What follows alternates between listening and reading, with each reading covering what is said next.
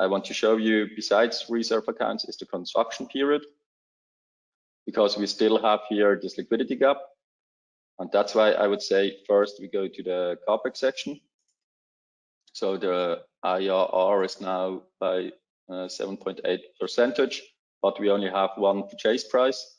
But maybe, yeah, we can add a little bit more details. So let's assume we have the turbine supply agreement for the wind turbines. So this is for the component supply. So let's assume we have to pay for each production unit. So for each wind turbine, 3 million. So as I said, all purely fictitious numbers.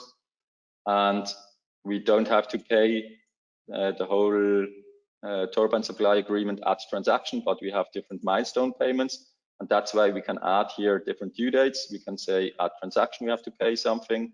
Then at production start, we have to pay, for example, another 40%. And for example, at production start plus 3 months, you have to pay another 5%.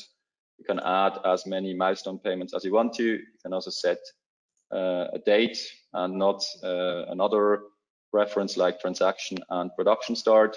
You can also remove these payment dates.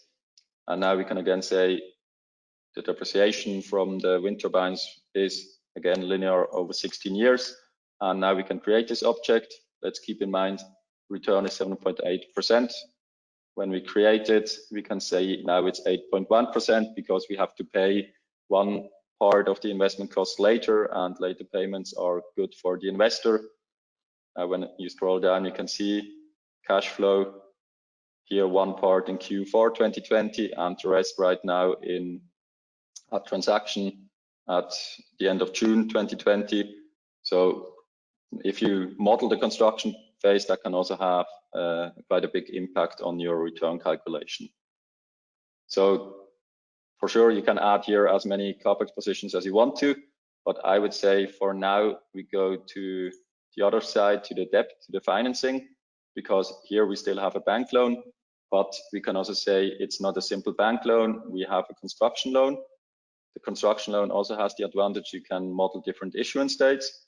You can, for example, again now say at transaction we have issuance, and at production start, let's assume it's here 70 and 30%. And now we can also say we want to capitalize the interest during construction. So during the construction period, which is from transaction until production start, we don't have to pay any interest. So let's activate this option. We capitalize them. And in most cases, the bank also wants a higher interest rate during the construction period. So let's say it's 3.5%. They also want to have a commitment interest.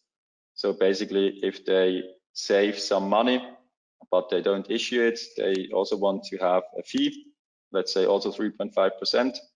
And if I save now, the return is again a little bit higher.